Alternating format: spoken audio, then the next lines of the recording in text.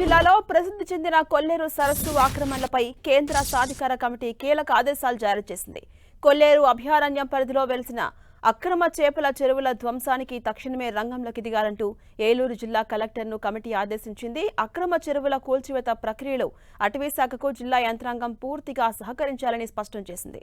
కొల్లేరులో తాజా ఆక్రమణలు, అక్రమ గట్ల నిర్మాణంపై ఆంధ్రప్రదేశ్ ప్రభుత్వాన్ని సమగ్ర నివేదిక కోరింది సుప్రీంకోర్టు కమిటీ. క్షేత్రస్థాయిలో అక్రమ చెరువులను కూల్చివేస్తుంటే స్థానిక యంత్రాంగం సహకరించట్లేదని, ఆక్రమణదారులు అడ్డు తొలగుతున్నారంటూ అటవీ పర్యావరణ శాఖ చేసిన ఫిర్యాదుపై కమిటీ తీవ్రంగా స్పందించింది. కోమట్లంక జంతు పరిరక్షణ కేంద్రం, వైల్డ్ లైఫ్ శాంక్చురీ పరిధిలోని అక్రమ చెరువులకు కరెంటు కనెక్షన్స్ ఎలా ఇచ్చారంటూ విద్యుత్ శాఖపై కమిటీ తీవ్ర అసంతృప్తిని వ్యక్తం చేసింది. ప్రపంచ గుర్తింపు పొందిన ఆటపాక పక్షుల సంరక్షణ కేంద్రానికి నీటి సరఫరా నిలిపివేయడంపై కమిటీ ఆందోళన వ్యక్తం చేసింది. నీరు లేక ఈ కేంద్రం ఎండిపోవడం, పక్షుల మనుగడ ప్రమాదంలో పడటంపై కైకలూరు మాజీ ఎమ్మెల్యే నంబూరి వెంకట్రామరాజు వేసిన పిటిషన్ను కమిటీ విచారించింది. మెడికల్ వేస్ట్, పురుగు మందుల వ్యర్థాలతో కొల్లేరు సరస్సు పూర్తిగా కలుషితం కావడంపై తీవ్ర ఆగ్రహం వ్యక్తం చేస్తూ దీనిపై తక్షణమే సమగ్ర సమాధానం ఇవ్వాలంటూ ఏపీ ప్రభుత్వాన్ని ఆదేశించింది సుప్రీంకోర్టు.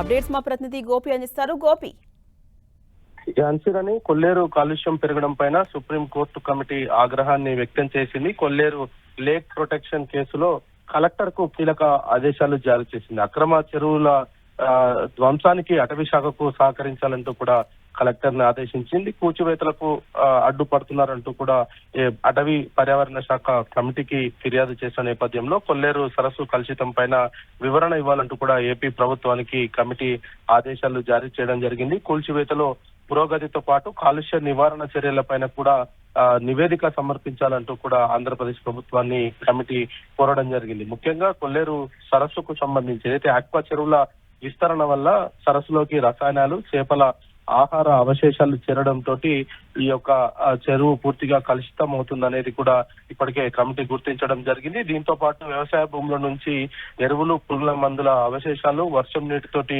సరస్సులోకి చేరడము, అదేవిధంగా పరిశ్రమల వ్యర్థాలు శుద్ధి చేయకుండానే కాల్వల ద్వారా సరస్సులోకి విడుదల చేయడం, పట్టణాలు, గ్రామాల మురుగునీరు నేరుగా సరస్సులోకి చేరినట్టుగా కూడా ఈ కమిటీ ఇప్పటికే గుర్తించడం జరిగింది. అయితే దీంతో పాటు అక్కడ ఏదైతే కలుపు మొక్కలు, నీటిపైన మెరిగే కలుపు మొక్కలు పెరగడంతో నీటిలో ఆక్సిజన్ శాతం తగ్గి దాని ప్రభావం జలచరాల పైన పడుతుందనేది కూడా కమిటీ గుర్తించిన నేపథ్యంలో ఇటు అటవీ శాఖ తీసుకుంటున్న చర్యలకు కలెక్టర్ సహకరించట్లేదు.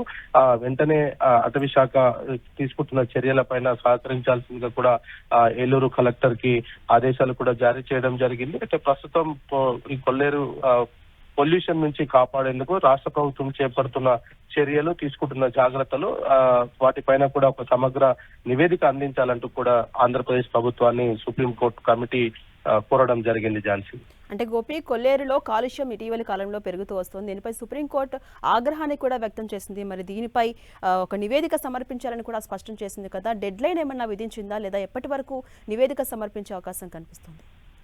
అయితే ప్రస్తుతం దీనికి సంబంధించి అంటే ఇది వెంటనే అంటే అర్జెన్సీగానే దీనికి సంబంధించి కమిటీ నివేదికనైతే కోరడం జరిగింది. అంటే దానికి డెడ్ లైన్ కానీ టైం లైన్ కానీ విధించకుండా వీలైనంత త్వరగా అప్పుడు ఆంధ్రప్రదేశ్ ప్రభుత్వం ఇప్పటికే చేపట్టిన చర్యలు అంటే ఏదైతే ఈ కాలుష్యానికి సంబంధించి ముఖ్యంగా వ్యవసాయ భూముల నుంచి వస్తున్న ఎరువులు, పురుగుల మందుతో పాటు పరిశ్రమల వ్యర్థాలు శుద్ధి చేయకుండానే కాలువల ద్వారా సరస్సులోకి విడుదల చేస్తున్నట్టు కూడా గుర్తించిన నేపథ్యంలో వాటిని అడ్డుకోవడానికి ఇప్పటి వరకు ఆంధ్రప్రదేశ్ ప్రభుత్వం తీసుకున్న చర్యల పైన వెంటనే నివేదిక ఇవ్వాలంటూ కూడా కలెక్టర్ ని ఆదేశించడం జరిగింది. అదేవిధంగా ఈ యొక్క అటవీ శాఖ తీసుకుంటున్న చర్యలకు సంబంధించి అక్రమ చేపల చెరువుల ధ్వంసానికి అటవీ శాఖ పూనుకుంటున్నప్పటికీ స్థానికంగా ఉన్న కలెక్టర్ అందుకు సహకరించకపోవడంతో ఆ యొక్క చెరువుల కూల్చివేతలు కొంత ఆలస్యం అవుతున్నట్టుగా కూడా కమిటీ దృష్టికి వచ్చిన నేపథ్యంలో వీటిని వెంటనే అటవీ శాఖకు సహకరించాల్సింది కూడా ఏలూరు కలెక్టర్ ని